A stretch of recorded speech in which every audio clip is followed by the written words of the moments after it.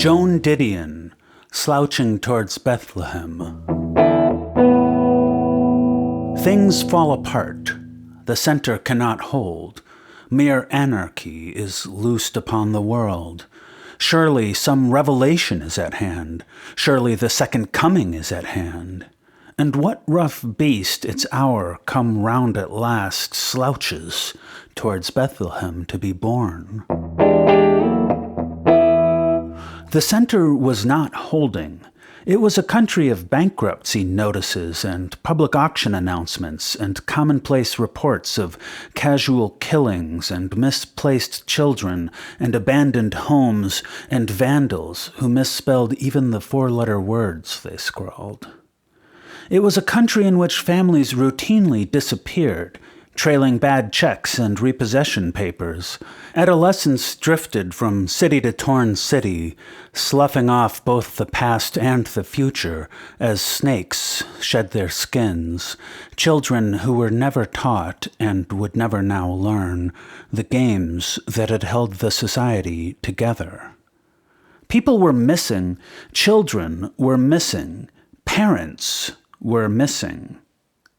Those who were left behind filed desultory missing persons reports, then moved on themselves.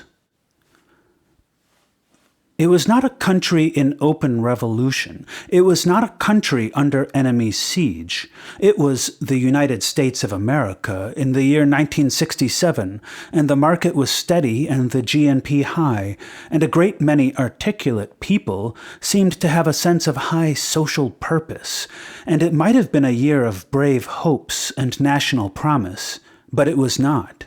And more, people had the uneasy apprehension that it was not. All that seemed clear was that at some point we had aborted ourselves and butchered the job. And because nothing else seemed so relevant, I decided to go to San Francisco. San Francisco was where the social hemorrhaging was showing up. San Francisco was where the missing children were gathering and calling themselves hippies. When I first went to San Francisco, I did not even know what I wanted to find out. And so I just stayed around a while and made a few friends. A sign on Haight Street, San Francisco. Last Easter Day, my Christopher Robin wandered away. He called April 10th, but he hasn't called since. He said he was coming home, but he hasn't shown. If you see him on Haight, please tell him not to wait. I need him now. I don't care how. If he needs the bread, I'll send it ahead. If there's hope, please write me a note. If he's still there, tell him how much I care. Where he's at, I need to know. For I really love him so. Deeply, Marla. I am looking for somebody called Deadeye. All single names in this story are fictitious. Full names are real. And I hear he is on the street this afternoon doing a little business, so I keep an eye out for him, and pretend to read the signs in the psychedelic shop on Haight Street when a kid, 16, 17, comes in and sits on the floor beside me. "What are you looking for?" he says. I say nothing much. "I've been out of my mind for 3 days, he says. He tells me he's been shooting crystal, which I pretty much know because he does not bother to keep his sleeves rolled down over the needle tracks. He came up from Los Angeles some number of weeks ago, he doesn't remember what number, and now he'll take off for New York if he can find a ride. I show him a sign on the wall offering a ride to Chicago. He wonders where Chicago is. I ask where he comes from. "Here," he says. I mean before here. "San Jose? Chula Vista? I don't know," he says. "My mother's in Chula Vista." A few days later, I see him in Golden Gate Park. I ask if he has found a ride to New York. "I hear New York's a bummer," he says. Deadeye never showed up that day, and somebody says maybe I can find him at his place. It is 3 o'clock, and Deadeye is in bed. Somebody else is asleep on the living room couch, and a girl is sleeping on the floor beneath a poster of Allen Ginsberg, and there are a couple of girls in pajamas making instant coffee. One of the girls introduces me to the friend on the couch, who extends one arm, but does not get up because he is naked. Deadeye and I have a mutual acquaintance, but he does not mention his name in front of the others. "The man you talked to," he says, or "that man I was referring to earlier." The man is a cop. The room is overheated, and the girl on the floor is sick. Deadeye says she has been sleeping for 24 hours. "Let me ask you something," he says. "You want some grass?" I say I have to be moving on. "You want it," Deadeye says. "It's yours." Deadeye used to be a Hell's Angel around Los Angeles. But that was a few years ago. "Right now," he says, "I'm trying to set up this groovy religious group. Teenage Evangelism." Don and Max want to go out to dinner, but Don is on a macrobiotic diet, so we end up in Japantown. Max is telling me how he lives free of all the old middle-class Freudian hang-ups. "I've had this old lady for a couple of months now. Maybe she makes something special for my dinner. And I come in 3 days late and tell her I've been with some other chick. Well, maybe she shouts a little, but then I say, 'That's me, baby.' And she laughs and says, 'That's you, Max.'" Max says it works both ways. I mean, if she comes in and tells me she wants to have Don, maybe I say, "Okay, baby, it's your trip." Max sees life as a triumph over don'ts. The don'ts he had done before he was 21 were peyote, alcohol, mescaline, and methadone. He was on a meth trip for 3 years in New York and Tangier before he found acid. He first tried peyote when he was in an Arkansas boys' school and got down to the Gulf and met an Indian kid who was doing a don't. Then every weekend I could get loose, I'd hitchhike 700 miles to Brownsville, Texas, so I could pop peyote. Peyote went for 30 cents a button down in Brownsville on the street. Max dropped in and out of most of the schools and fashionable clinics in the eastern half of America, his standard technique for dealing with boredom being to leave. Example, Max was in a hospital in New York, and the night nurse was a groovy spade, and in the afternoon for therapy there was a chick from Israel who was interesting. But there was nothing much to do in the morning, so I left. We drink some more green tea and talk about going up to Malakoff-Diggins, a park in Nevada County, because some people are starting a commune there, and Max thinks it would be a groove to take acid there. He says maybe we could go next week, or the week after, or anyway, sometime before his case comes up. Almost everybody I meet in San Francisco has to go to court at some point in the middle future. I never ask why. I am still interested in how Max got rid of his middle-class Freudian hang-ups, and I ask if he is now completely free. "Nah," he says, "I got acid." Max drops a 250 or 350 microgram tab every 6 or 7 days. Max and Don share a joint in the car, and we go over to North Beach to find out if Otto, who has a temporary job there, wants to go to Malakoff-Diggins. Otto is trying to sell something to some electronics engineers. The engineers view our arrival with some interest. Maybe, I think, because Max is wearing bells and an Indian headband. Max has a low tolerance for straight engineers and their Freudian hang-ups. "Look at 'em," he says. "They're always yelling queer, and then they come prowling into the Haight-Ashbury trying to get a hippie chick." We do not get around to asking Otto about Malakoff-Diggins, because he wants to tell me about a 14-year-old he knows who got busted in the park the other day. She was just walking through the park, he says, minding her own, carrying her school books, when the cops took her in and booked her and gave her a pelvic. 14 years old, Otto says, a pelvic. Coming down from acid, he adds, that could be a real bad trip.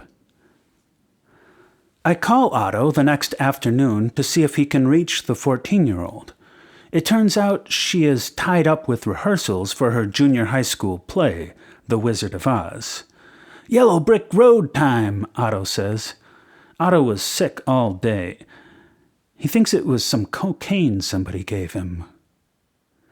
There are always little girls around rock groups, the same little girls who used to hang around saxophone players, girls who live on the celebrity and power and sex a band projects when it plays, and there are 3 of them out here this afternoon in Sausalito, where a rock group, the Grateful Dead, rehearses. They are all pretty, and 2 of them still have baby fat, and one of them dances by herself with her eyes closed. I ask a couple of the girls what they do. I just kind of come out here a lot, one of the girls says. I just sort of know the Dead, the other says. The one who just sort of knows the Dead starts cutting up a loaf of French bread on the piano bench. The boys take a break, and one of them talks about playing at the Los Angeles Cheetah, which is in the old Aragon Ballroom. We were up there drinking beer where Lawrence Welk used to sit, he says. The little girl who was dancing by herself giggles. Too much, she says softly. Her eyes are still closed.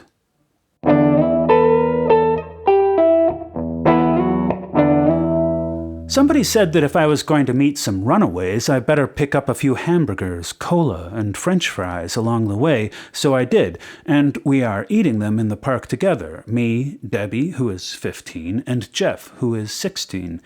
Debbie and Jeff ran away 12 days ago, walked out of school one morning with $100 between them. Because a missing juvenile is out on Debbie, she was already on probation because her mother had once taken her to the police station and declared her incorrigible. This is only the 2nd time they have been out of a friend's apartment since they got to San Francisco. The first time, they went over to the Fairmount Hotel and rode the outside elevator, 3 times up and 3 times down. Wow, Jeff says, and that is all he can think of to say about that. I ask why they ran away. My parents said I had to go to church, Debbie says, and they wouldn't let me dress the way I wanted. In the 7th grade, my skirts were longer than anybody's. It got better in the 8th grade, but still. Your mother was kind of a bummer, Jeff says to her. They didn't like Jeff. They didn't like my girlfriends. I had a C average, and my father told me I couldn't date until I raised it, and that bugged me a lot, too. My mother was just a genuine all-American bitch, Jeff says. She was really troublesome about hair. Also, she didn't like boots. It was really weird. Tell about the chores, Debbie says. For example, I had chores. If I didn't finish ironing my shirts for the week, I couldn't go out for the weekend. It was weird. Wow. Debbie giggles and shakes her head. This year's gonna be wild. We're just going to let it all happen, Jeff says. Everything's in the future. You can't pre-plan it, you know. First we get jobs, then a place to live, then I don't know. Jeff finishes off the French fries and gives some thought to what kind of job he could get. I always kind of dug metal shop, welding, stuff like that. Maybe he could work on cars, I say. But I'm not too mechanically minded, he says. Anyway, you can't pre-plan. I could get a job babysitting, Debbie says, or in a dime store. You're always talking about getting a job in a dime store, Jeff says. That's because I worked in a dime store already, Debbie says. Debbie is buffing her fingernails with the belt to her suede jacket. She is annoyed because she chipped a nail and because I do not have any polish remover in the car. I promised to get her to a friend's apartment so that she can redo her manicure, but something has been bothering me, and as I fiddle with the ignition, I finally ask it. I ask them to think back to when they were children, to tell me what they wanted to be when they were grown up, how they had seen the future then. Jeff throws a cola bottle out the car window. I can't remember I ever thought about it, he says. I remember I wanted to be a veterinarian once, Debbie says, but now I'm more or less working in the vein of being an artist or a model or a cosmetologist or something. I hear quite a bit about one cop, Officer Arthur Gerrans, whose name has become a synonym for zealotry on the street. Max is not personally wild about Officer Gerrans because Officer Gerrans took Max in after the Human Bee-In last winter. That's the big Human Bee-In in Golden Gate Park where 20,000 people got turned on free, or 10,000 did, or some number did, but then Officer Gerrans has busted almost everyone in the district at one time or another. Presumably to forestall a cult of personality, Gerrans was transferred out of the district not long ago, and when I see him, it is not at the park station, but at the central station. We are in an interrogation room, and I am interrogating Gerrans. He is young, blonde, and wary, and I go in slow. I wonder what he thinks the major problems in the Haight area are. Officer Gerrans thinks it over. "I would say the major problems there," he says finally, "the major problems are narcotics and juveniles. Juveniles and narcotics. Those are your major problems." I write that down. "Just one moment," Officer Gerrans says, and leaves the room. When he comes back, he tells me that I cannot talk to him without permission from Chief Thomas Cahill. "In the meantime," Officer Gerrans adds, pointing at the notebook in which I have written major problems, juveniles, narcotics, "I'll take those notes." The next day, I apply for permission to talk to Officer Gerrans and also to Chief Cahill. A few days later, a sergeant returns my call.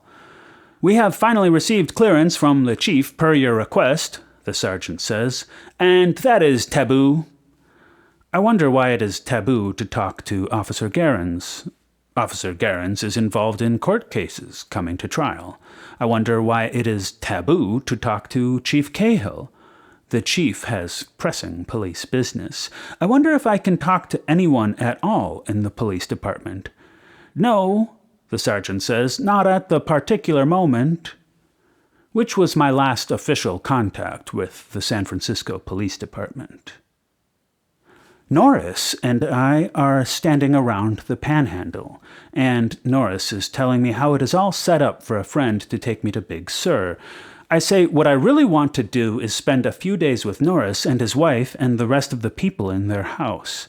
Norris says it would be a lot easier if I'd take some acid.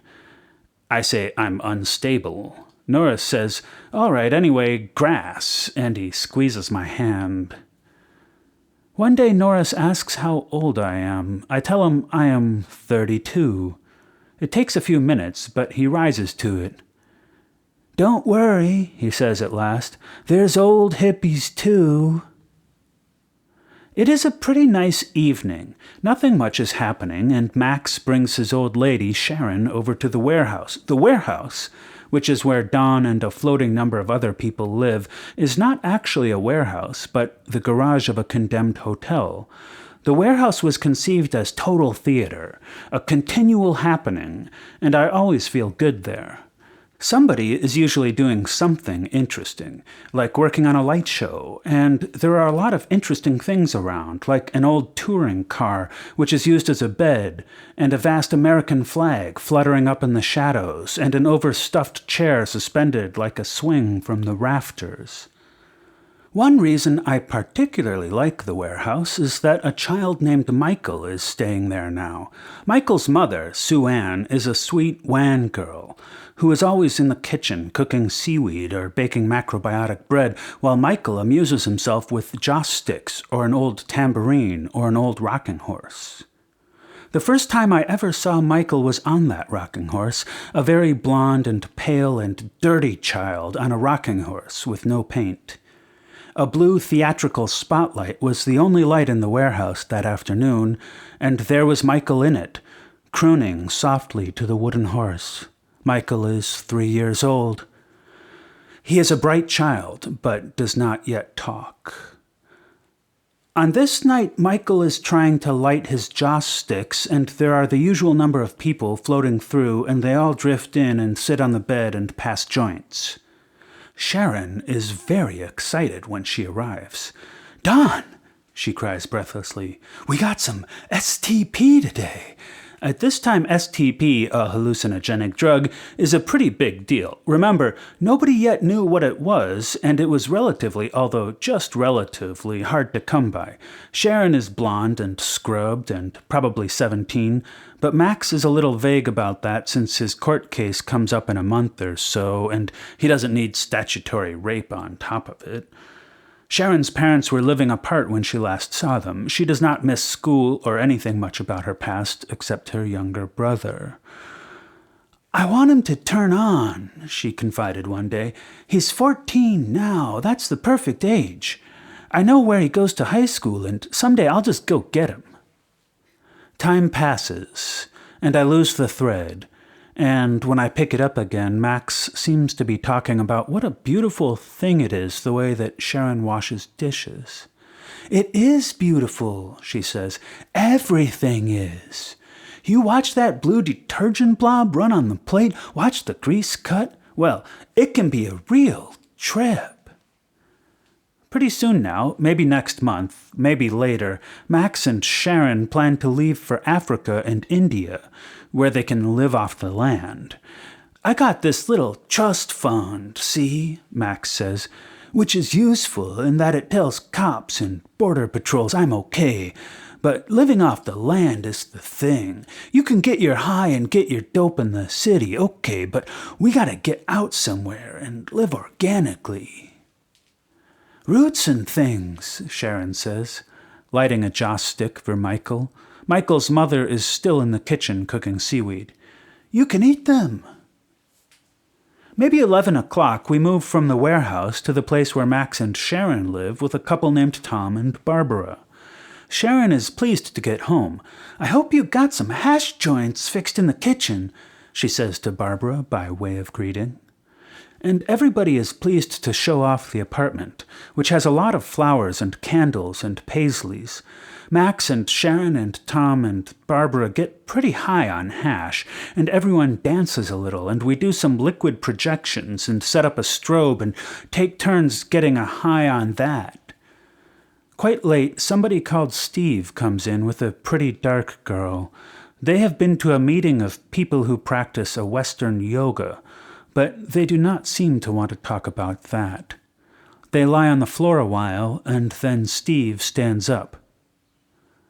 "Max," he says, "I want to say one thing." "It's your trip."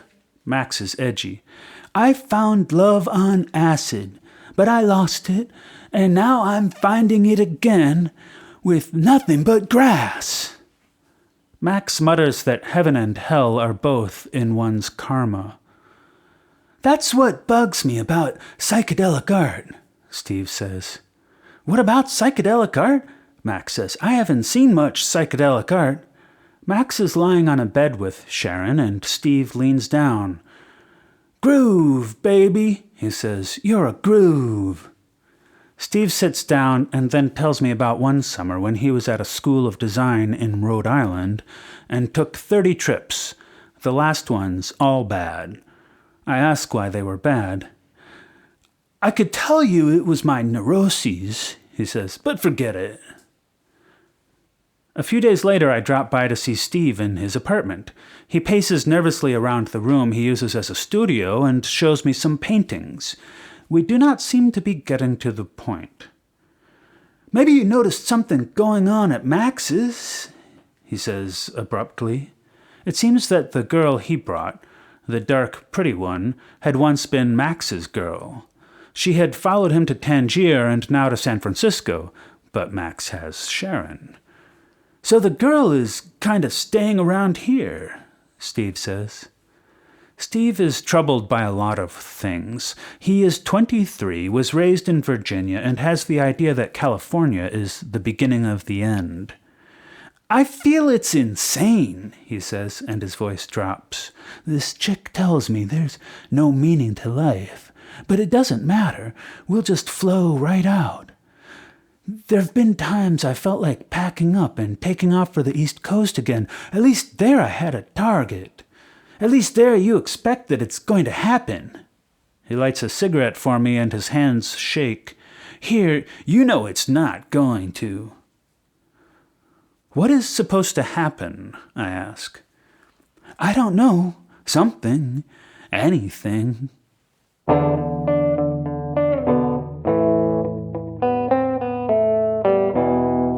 Arthur Lish is on the telephone in his kitchen, trying to sell Vista, a program for the district.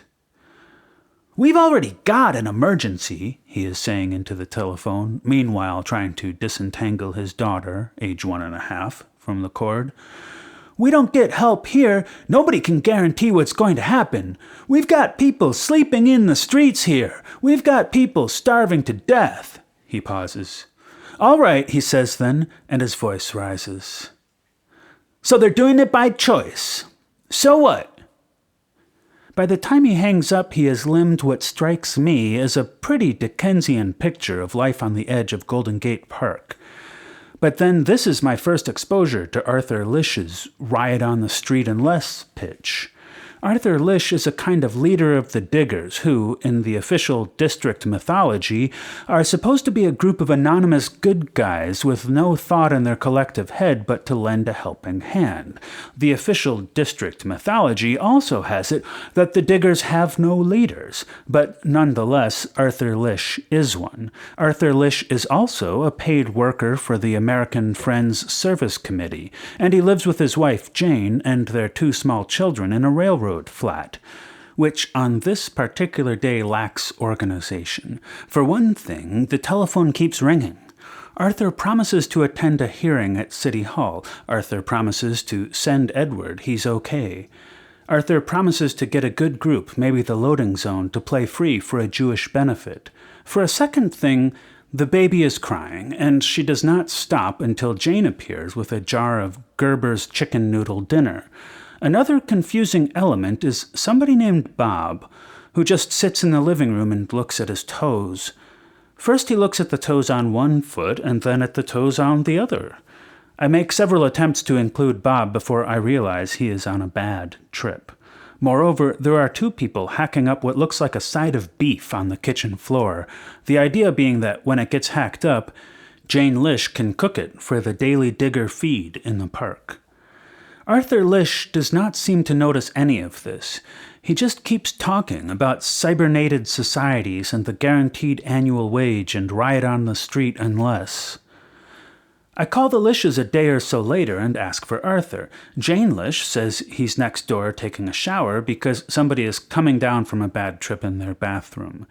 Besides the freak out in the bathroom, they are expecting a psychiatrist in to look at Bob. Also a doctor for Edward, who is not okay at all, but has the flu. Jane says maybe I should talk to Chester Anderson. She will not give me his number. Chester Anderson is a legacy of the Beat generation, a man in his middle 30s whose peculiar hold on the district derives from his possession of a mimeograph machine, on which he prints communiques signed The Communication Company. It is another tenet of the official district mythology that the communication company will print anything anybody has to say, but in fact, Chester Anderson prints only what he writes himself, agrees with, or considers harmless or dead matter. His statements, which are left in piles and pasted on windows around Haight Street, are regarded with some apprehension in the district and with considerable interest by outsiders, who study them like China watchers, for subtle shifts in obscure ideologies. An Anderson communique might be as specific as fingering someone who is said to have set up a marijuana bust, or it might be in a more general vein. Pretty little 16-year-old middle-class chick comes to the Haight to see what it's all about and gets picked up by a 17-year-old street dealer who spends all day shooting her full of speed again and again, then feeds her 3,000 mics and raffles off her temporarily unemployed body for the biggest Haight Street. Since the night before last, the politics and ethics of ecstasy, rape is as common as... On Haight Street, kids are starving on the street. Minds and bodies are being maimed as we watch. A scale model of Vietnam. Somebody other than Jane Lish gave me an address for Chester Anderson, 443 Argello. But 443 Argello does not exist.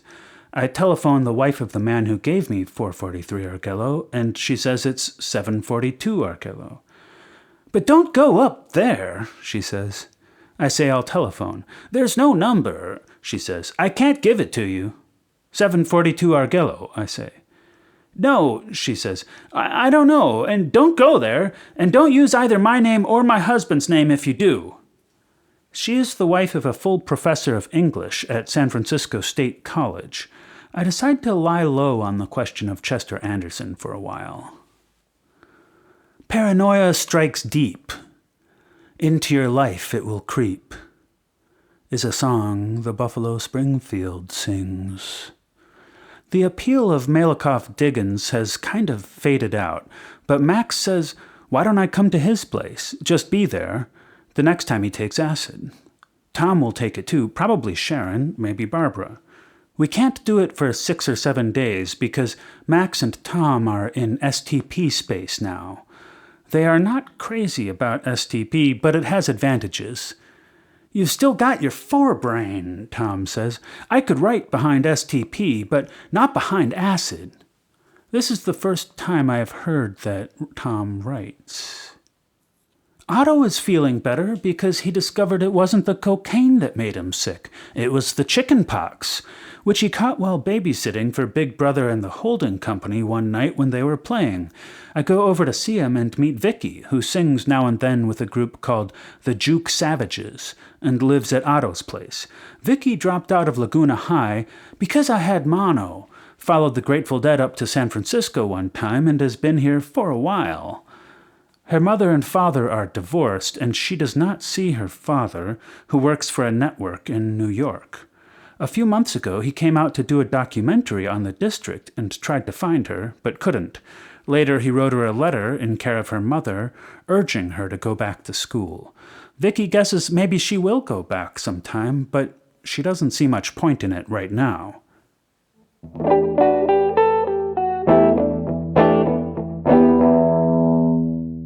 We are eating a little tempura in Japantown, Chet Helms and I, and he is sharing some of his insights with me. Until a couple of years ago, Chet Helms never did much besides hitchhiking, but now he runs the Avalon Ballroom and flies over the pole to check out the London scene, and says things like, "Just for the sake of clarity, I'd like to categorize the aspects of primitive religion as I see it." Right now he is talking about Marshall McLuhan and how the printed word is finished, out, over. But then he considers the East Village Other, an underground biweekly published in New York. The EVO is one of the few papers in America whose books are in the black, he says. I know that from reading Barron's. A new group is supposed to play today in the Panhandle, a section of Golden Gate Park, but they are having trouble with the amplifier, and I sit in the sun listening to a couple of little girls, maybe 17 years old. One of them has a lot of makeup, and the other wears Levi's and cowboy boots. The boots do not look like an affectation. They look like she came up off a ranch about 2 weeks ago. I wonder what she is doing here in the Panhandle, trying to make friends with a city girl who is snubbing her, but I do not wonder long, because she is homely and awkward. And I think of her going all the way through the Consolidated Union High School out where she comes from, and nobody ever asking her to go into Reno on Saturday night for a drive-in movie and a beer on the riverbank, so she runs. I know a thing about dollar bills, she is saying now. You get one that says 1111 in one corner and 1111 in another, you take it down to Dallas, Texas, they'll give you $15 for it. Who will? The city girl asks. I don't know. There are only 3 significant pieces of data in the world today, is another thing Chet Helms told me one night. We were at the Avalon, and the big strobe was going, and so were the colored lights and the day-glow painting, and the place was full of high school kids trying to look turned on. The Avalon sound system projects 126 decibels at 100 feet, but to Chet Helms, the sound is just there, like the air, and he talks through it. The first is, he said, God died last year and was obitted by the press. The second is, 50% of the population is or will be under 25. A boy shook a tambourine toward us, and Chet smiled benevolently at him. "The third," he said, "is that they got 20 billion irresponsible dollars to spend." Thursday comes, some Thursday, and Max and Tom and Sharon and maybe Barbara are going to take some acid. They want to drop at about 3 o'clock. Barbara has baked fresh bread, Max has gone to the park for fresh flowers, and Sharon is busy making a sign for the door which reads, "Do not disturb, ring, knock, or in any other way disturb. Love." This is not how I would put it to either the health inspector, who is due this week, or any of the several score of narcotics agents in the neighborhood, but I figure the sign is Sharon's trip. Once the sign is finished, Sharon gets restless. "Can I at least play the new record?" she asks Max. "Tom and Barbara want to save it for when we're high. I'm getting bored just sitting around here." Max watches her jump up and walk out. "That's what you call pre-acid uptight jitters," he says. Barbara is not in evidence. Tom keeps walking in and out. "All these innumerable last-minute things you have to do," he mutters. "It's a tricky thing, acid," Max says after a while. He's turning the stereo on and off. "When a chick takes acid, it's all right if she's alone, but when she's living with somebody, this edginess comes out. And if the hour-and-a-half process before you take the acid doesn't go smooth..." He picks up a marijuana butt and studies it, then adds, "They're having a little thing back there with Barbara." Sharon and Tom walk in. "You bugged too?" Max asks Sharon. Sharon does not answer. Max turns to Tom. "Is she all right?" "Yeah." "Can we take acid?" Max is on edge. "I just don't know what she's going to do." "What do you want to do?" "What I want to do depends on what she wants to do." Tom is rolling some joints, first rubbing the papers with a marijuana resin he makes himself. He takes the joints back to the bedroom, and Sharon goes with him. "Something like this happens every time people take acid," Max says. After a while he brightens and develops a theory about it. "Some people don't like to go out of themselves. That's the trouble. You probably wouldn't. You'd probably only like a quarter of a tab.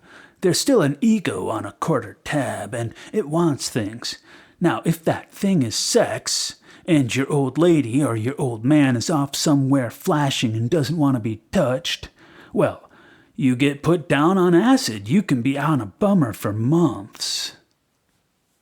Sharon drifts in, smiling. "Barbara might take some acid. We're all feeling better. We smoked a joint."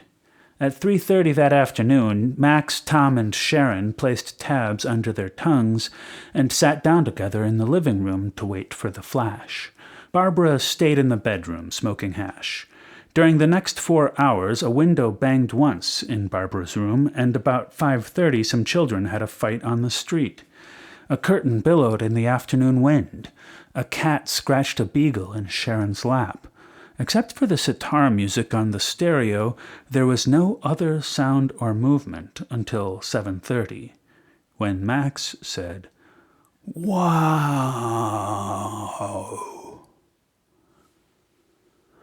I spot Deadeye on Haight Street, and he gets in the car. Until we get off the street, he sits very low and inconspicuous. Deadeye wants me to meet his old lady, but first he wants to talk to me about how he got hip to helping people. "Here I was, just a tough kid on a motorcycle," he says, "and suddenly I see that young people don't have to walk alone."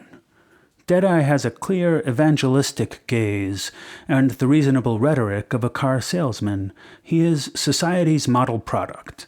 I try to meet his gaze directly because he once told me he could read character in people's eyes, particularly if he has just dropped acid, which he did about 9 o'clock that morning. "They just have to remember one thing," he says, "the Lord's Prayer, and that can help them in more ways than one." He takes a much-folded letter from his wallet. The letter is from a little girl he helped. "My loving brother," it begins. I thought I'd write you a letter since I'm a part of you. Remember that. When you feel happiness, I do. When you feel... What I want to do now, Deadeye says, is set up a house where a person of any age can come, spend a few days, talk over his problems. Any age. People your age, they've got problems too. I say a house will take money. I've found a way to make money, Deadeye says. He hesitates only a few seconds. I could have made $85 on the street just then. See, in my pocket, I had 100 tabs of acid. I had to come up with $20 by tonight, or we're out of the house we're in. So I knew somebody who had acid, and I knew somebody who wanted it, so I made the connection. Since the Mafia moved into the LSD racket, the quantity is up and the quality is down. Historian Arnold Toynbee celebrated his 78th birthday Friday night by snapping his fingers and tapping his toes to the Quicksilver Messenger service. Are a couple of items from Herb Cain's column one morning as the West declined in the year 1967. When I was in San Francisco, a tab or a cap of LSD-25 sold for $3 to $5, depending on the seller and the district. LSD was slightly cheaper in the Haight-Ashbury than in the Fillmore, where it was used rarely, mainly as a sexual ploy, and sold by pushers of hard drugs, for example heroin or smack. A great deal of acid was being cut with methadone, which is the trade name for an amphetamine, because methadone can simulate the flash that low-quality acid lacks. Nobody knows how much LSD is actually in a tab, but the standard trip is supposed to be about 250 micrograms. Grass was running $10 a lid, $5 a matchbox. Hash was considered a luxury item. All the amphetamines, or speed, benzedrine, dexedrine, and particularly methadone, crystal, were in common use. There was not only more tolerance of speed, but there was a general agreement that heroin was now on the scene. Some attributed this to the presence of the syndicate, others to a general deterioration of the scene, to the incursions of gangs and younger part-time or plastic hippies who like the amphetamines and the illusions of action and power they give. Where methadone is in wide use, heroin tends to be available because, I was told, you can get awful damn high shooting crystal, and smack can be used to bring you down. Deadeye's old lady Jerry meets us at the door of their place. She is a big, hardy girl who has always counseled at Girl Scout camps during summer vacations and was in social welfare at the University of Washington when she decided that she just hadn't done enough living and came to San Francisco. Actually, the heat was bad in Seattle, she adds. The first night I got down here, she says, I stayed with a gal I met at the Blue Unicorn. I looked like I'd just arrived, had a knapsack and stuff.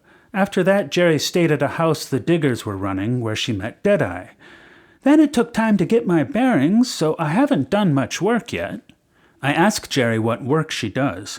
Basically, I'm a poet, but I had my guitar stolen right after I arrived, and that kind of hung up my thing. Get your books, Deadeye orders. Show her your books. Jerry demurs, then goes into the bedroom and comes back with several theme books full of verse. I leaf through them, but Deadeye is still talking about helping people. Any kid that's on speed, he says, I try to get him off it. The only advantage to it from the kid's point of view is that you don't have to worry about sleeping or eating. Or sex, Jerry adds. That's right. When you're strung out on crystal, you don't need nothing. It can lead to the hard stuff, Jerry says. Take your average meth freak. Once he's started putting the needle in his arm, it's not too hard to say, well, let's shoot a little smack. All the while, I am looking at Jerry's poems. They are a very young girl's poems, each written out in a neat hand and finished off with a curlicue. Dawns are roseate, skies silver-tinted. When she writes crystal in her books, she does not mean meth. You gotta get back to your writing, Deadeye says fondly, but Jerry ignores this.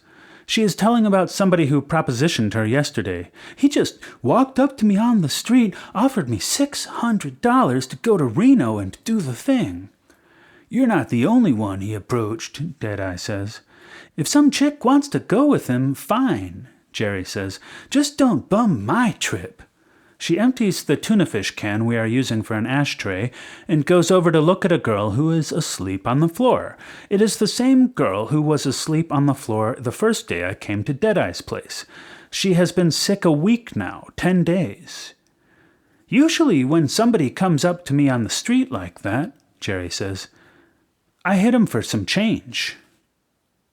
When I saw Jerry in the park next day, I asked her about the sick girl, and Jerry said cheerfully that she was in the hospital with pneumonia. Max tells me about how he and Sharon got together.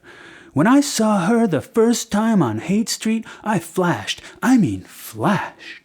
So I started some conversation with her about her beads, see? But I didn't care about her beads. Sharon lived in a house where a friend of Max's lived, and the next time he saw her was when he took the friend some bananas. Sharon and I were like kids. We smoked bananas and looked at each other and smoked more bananas and looked at each other. But Max hesitated. For one thing, he thought Sharon was his friend's girl. For another, I didn't know if I wanted to get hung up with an old lady. But the next time he visited the house, Sharon was on acid. So everybody yelled, "Here comes the banana man!" Sharon interrupts, and I got all excited. She was living in this crazy house, Max continues. There was this one kid, all he did was scream. His whole trip was to practice screams. It was too much. Max still hung back from Sharon. But then Sharon offered me a tab, and I knew. Max walked to the kitchen and back with the tab, wondering whether to take it. And then I decided to flow with it. And that was that. Because once you drop acid with somebody, you flash on, and you see the whole world melt in her eyes. It's stronger than anything in the world, Sharon says. Nothing can break it up, Max says, as long as it lasts. No milk today, my love has gone away. The end of my hopes, the end of all my dreams, is a song I heard on many mornings in 1967 on KFRC, the Flower Power Station, San Francisco. Deadeye and Jerry tell me that they plan to be married. An Episcopal priest in the district has promised to perform the wedding in Golden Gate Park, and they will have a few rock groups there. A real community thing. Jerry's brother is also getting married in Seattle. Kind of interesting, Jerry muses, because, his is the traditional straight wedding, and then you have the contrast with ours. I'll have to wear a tie to his, Deadeye says. Right, Jerry says. Her parents came down to meet me, but they weren't ready for me, Deadeye notes philosophically. They finally gave it their blessing, Jerry says, in a way. They came to me and her father said, "Take care of her," Deadeye reminisces. And her mother said, "Don't let her go to jail." Barbara has baked a macrobiotic apple pie, one made without sweets and with whole wheat flour, and she and Tom and Max and Sharon and I are eating it. Barbara tells me how she learned to find happiness in the woman's thing. She and Tom had gone somewhere to live with the Indians, and although she first found it hard to be shunted off with the women and never to enter into any of the men's talk, she soon got the point. "That's where the trip was," she says. Barbara is on what she called the woman's trip, to the exclusion of almost everything else. When she and Tom and Max and Sharon need money, Barbara will take a part-time job, modeling or teaching kindergarten, but she dislikes earning more than $10 or $20 a week. Most of the time she keeps house and bakes. "Doing something that shows your love that way," she says, "is just about the most beautiful thing I know." Whenever I hear about the women's trip, which is often, I think a lot about Nothing Says Lovin' Like Something from the Oven, and the feminine mystique, and how it is possible for people to be the unconscious instruments of values they would strenuously reject on a conscious level. But I do not mention this to Barbara. It is a pretty nice day, and I am just driving down the street, and I see Barbara at a light. What am I doing, she wants to know. I am just driving around. Groovy, she says. This is quite a beautiful day, I say. Groovy, she agrees. She wants to know if I will come over. Sometime soon, I say. Groovy, she says. I ask if she wants to drive in the park, but she is too busy. She is out to buy wool for her loom. Arthur Lish gets pretty nervous whenever he sees me now because the digger line this week is that they aren't talking to media poisoners, which is me. So I still don't have a tap on Chester Anderson. But one day in the Panhandle, I run into a kid who says he is Chester's associate. He has on a black cape, black slouch hat, mauve Job's daughter's sweatshirt, and dark glasses, and he says his name is Claude Hayward, but never mind that, because I think of him as just the connection. The connection offers to check me out. I take off my dark glasses so he can see my eyes. He leaves his on. How much you get paid for doing this kind of media poisoning, he says for openers. I put my dark glasses back on. There's only one way to find out where it's at, the connection says, and jerks his thumb at the photographer I'm with. Dump him and get out on the street. Don't take money. You won't need money. He reaches into his cape and pulls out a mimeographed sheet announcing a series of classes at the Digger Free Store on how to avoid getting busted, VD, rape, pregnancy, beatings, and starvation. You ought to come, the connection says. You'll need it. I say maybe, but meanwhile, I would like to talk to Chester Anderson. If we decide to get in touch with you at all, the connection says, we'll get in touch with you real quick. He kept an eye on me in the park after that, but he never did call the number I gave him. It is twilight and cold and too early to find Deadeye at the Blue Unicorn, so I ring Max's bell. Barbara comes to the door. Max and Tom are seeing somebody on a kind of business thing, she says. Can you come back a little later? I am hard put to think what Max and Tom might be seeing somebody about in the way of business, but a few days later in the park I find out. Hey, Tom calls. Sorry you couldn't come up the other day, but business was being done. This time I get the point. We got some great stuff, he adds, and begins to elaborate. Every third person in the park this afternoon looks like a narcotics agent, and I try to change the subject. Later, I suggest to Max that he be more wary in public. Listen, I'm very cautious, he says. You can't be too careful. By now, I have an unofficial taboo contact with the San Francisco Police Department. What happens is that this cop and I meet in various late movie ways. Like I happen to be sitting in the bleachers at a baseball game and he happens to sit down next to me and we exchange guarded generalities. No information actually passes between us, but after a while we kind of get to like each other. The kids aren't too bright, he is telling me on this particular day. They'll tell you they can always spot an undercover. They'll tell you about the kind of car he drives. They aren't talking about undercovers, they're talking about plainclothesmen who just happen to drive unmarked cars like I do. They can't tell an undercover. An undercover doesn't drive some black Ford with a two-way radio.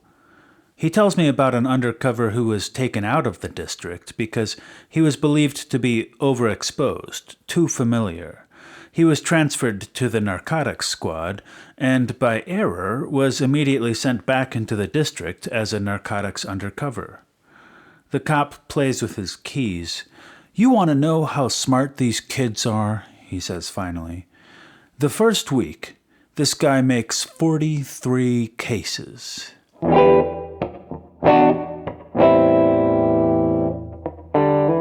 Some kid with braces on his teeth is playing his guitar and boasting that he got the last of the SDP from Mr. X himself, and someone else is talking about some acid that will be available within the next month.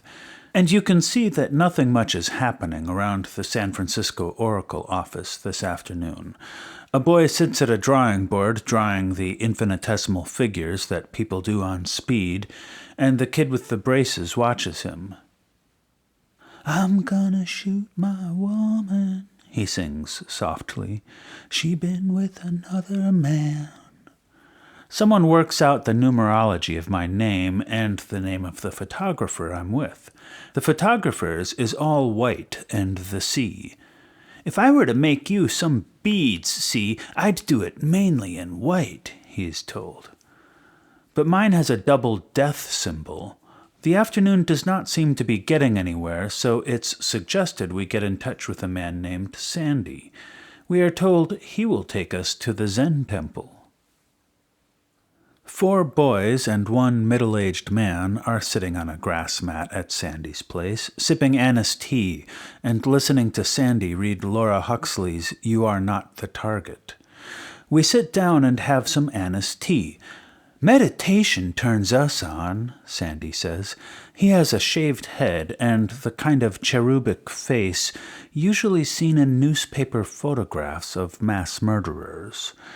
The middle-aged man, whose name is George, is making me uneasy because he is in a trance next to me and he stares at me without seeing me.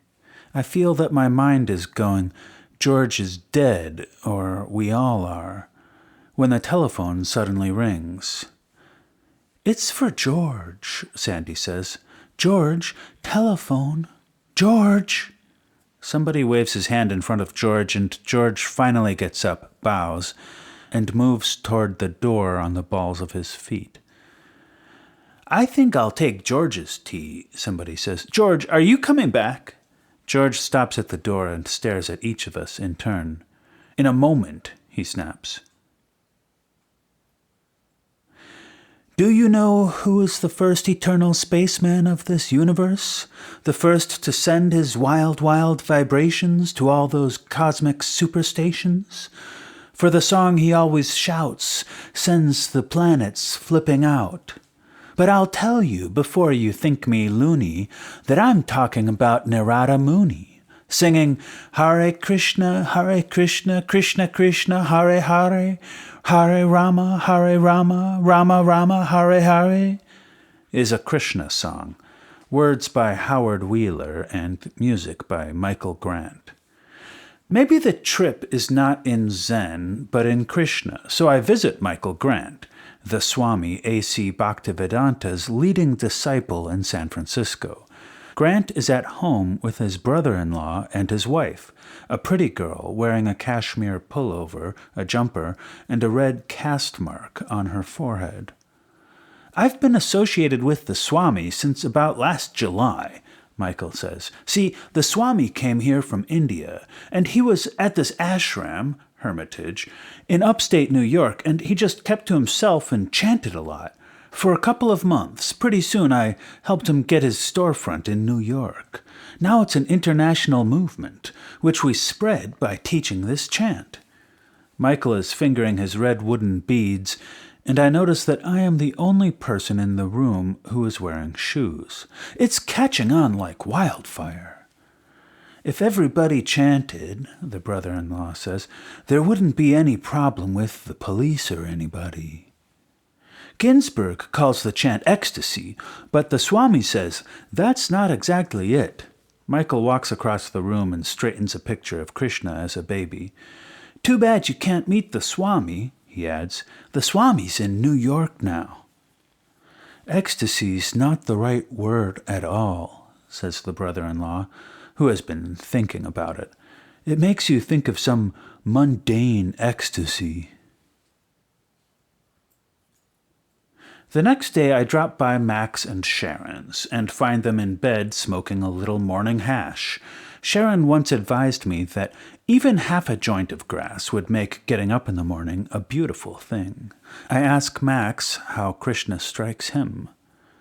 "You can get a high on a mantra," he says, "but I'm holy on acid." Max passes the joint to Sharon and leans back. "Too bad you couldn't meet the Swami," he says. "The Swami was the turn-on."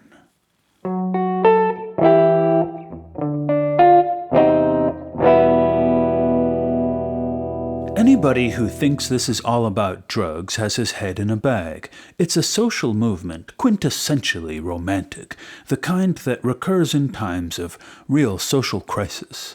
The themes are always the same: a return to innocence, the invocation of an earlier authority and control, the mysteries of the blood, an itch for the transcendental, for purification.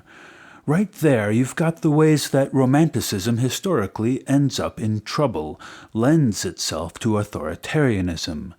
When the direction appears, how long do you think it'll take for that to happen? Is a question a San Francisco psychiatrist asked me.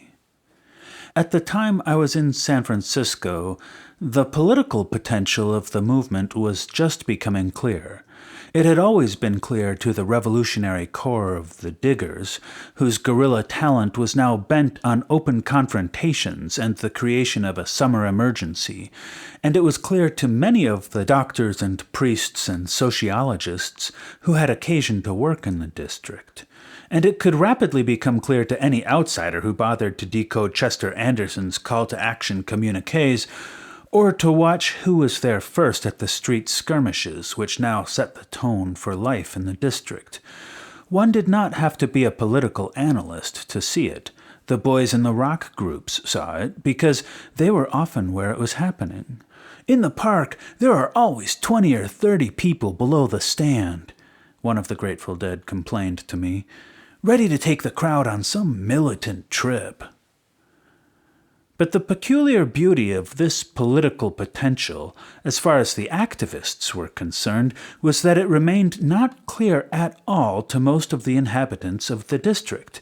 Nor was it clear to the press, which at varying levels of competence continued to report the hippie phenomenon as an extended panty raid, an artistic avant-garde let by such comfortable YMHA regulars as Allen Ginsberg, or a thoughtful protest, not unlike joining the Peace Corps.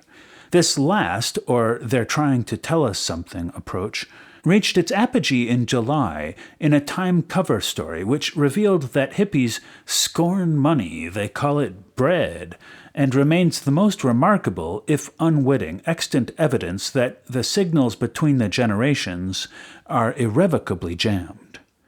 Because the signals the press was getting were immaculate of political possibilities, the tensions of the district went unremarked upon, even during the period when there were so many observers on Haight Street from Life and Look and CBS that they were largely observing one another. The observers believed roughly what the children told them, that they were a generation dropped out of political action beyond power games, that the new left was on an ego trip.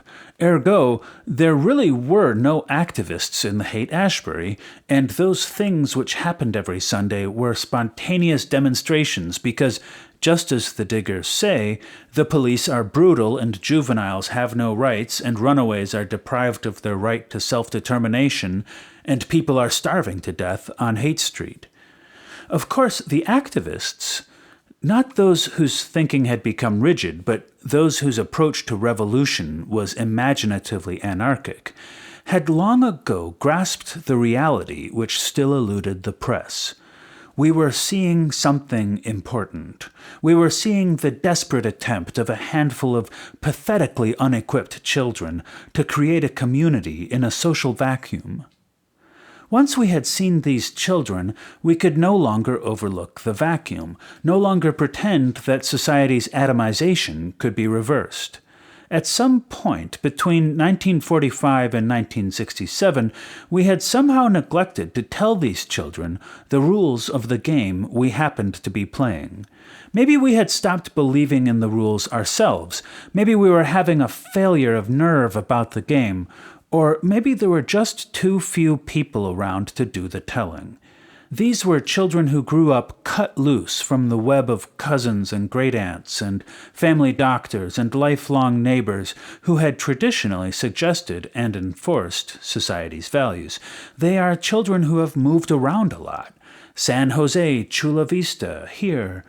They are less in rebellion against the society than ignorant of it, able only to feed back certain of its most publicized self-doubts. Vietnam, diet pills, the bomb. They feed back exactly what is given them. Because they do not believe in words. Words are for typeheads, Chester Anderson tells them, and a thought which needs words is just another ego trip. Their only proficient vocabulary is in the society's platitudes. As it happens, I am still committed to the idea that the ability to think for oneself depends on one's mastery of the language, and I am not optimistic about children who will settle for saying, to indicate that their mother and father do not live together, that they come from a broken home. They are 14, 15, 16 years old, younger all the time, an army of children, waiting to be given the words. Peter Berg knows a lot of words. Is Peter Berg around? I ask. Maybe. Are you Peter Berg? Yeah. The reason Peter Berg does not bother to share too many words with me is because two of the words he knows are media poisoning. Peter Berg wears a gold earring and is perhaps the only person in the district upon whom a gold earring looks obscurely ominous.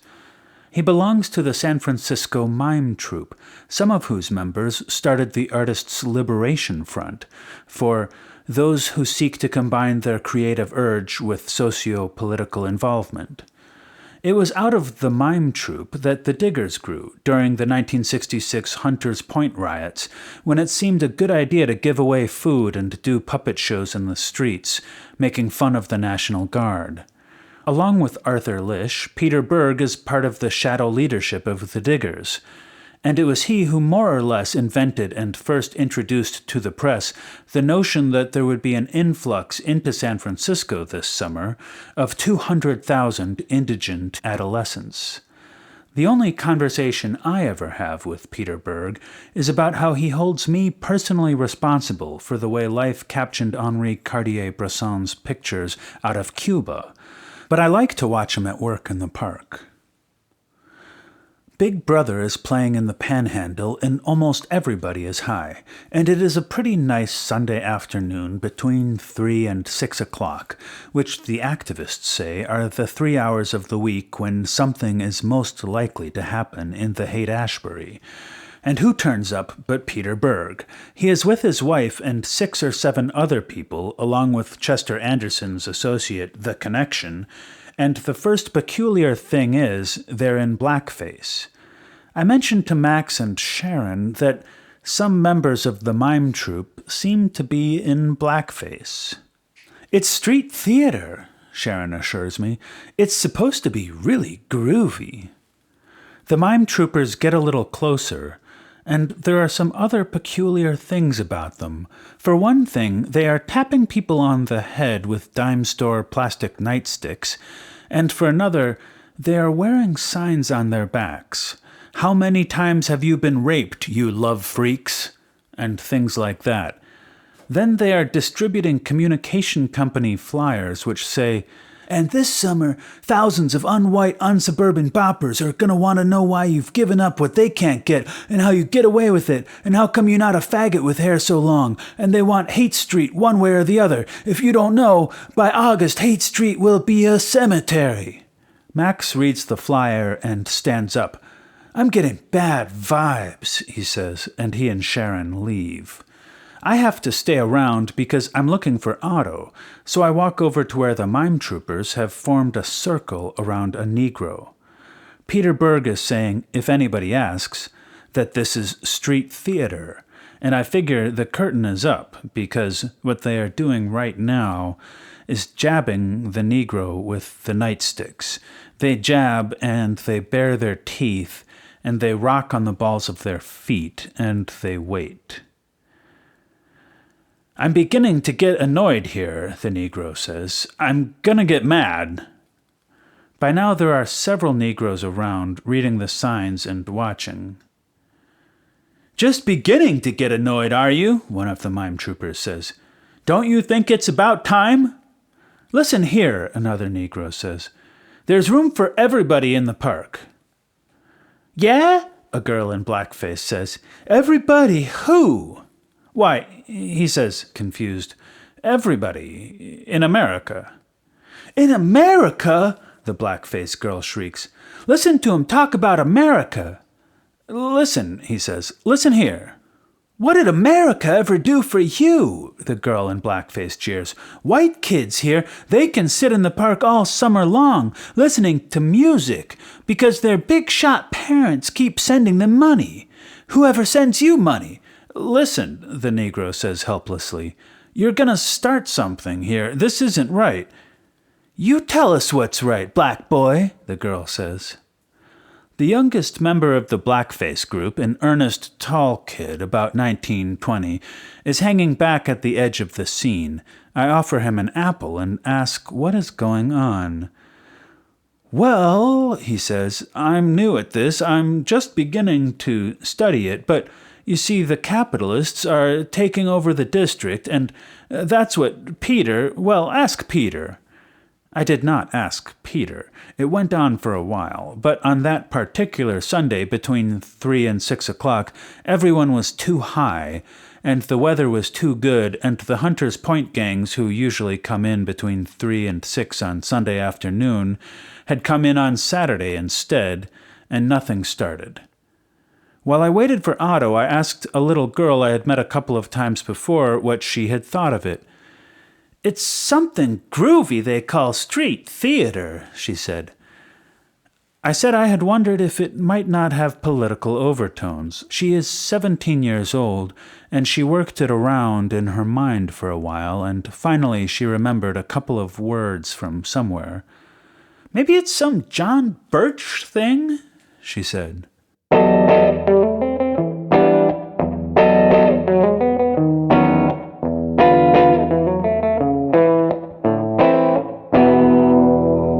When I finally find Otto, he says, I got something at my place that'll blow your mind.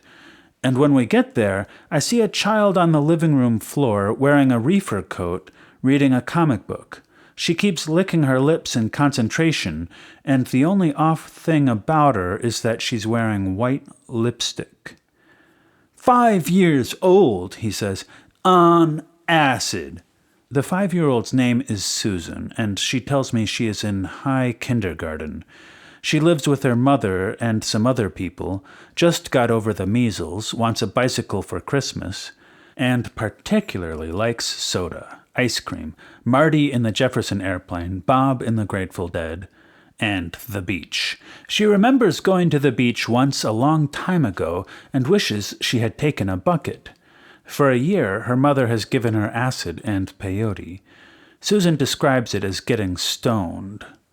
I start to ask if any of the other children in high kindergarten get stoned, but I falter at the key words. She means do the other kids in your class turn on, get stoned, says the friend of her mother's who brought her to Otto's. Only Sally and Anne, Susan says. What about Leah? Her mother's friend prompts. Leah, Susan says, is not in high kindergarten.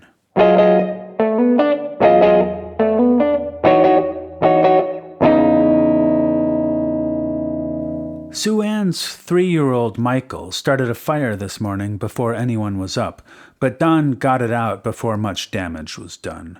Michael burned his arm, though, which is probably why his mother was so jumpy when she happened to see him chewing on an electric cord.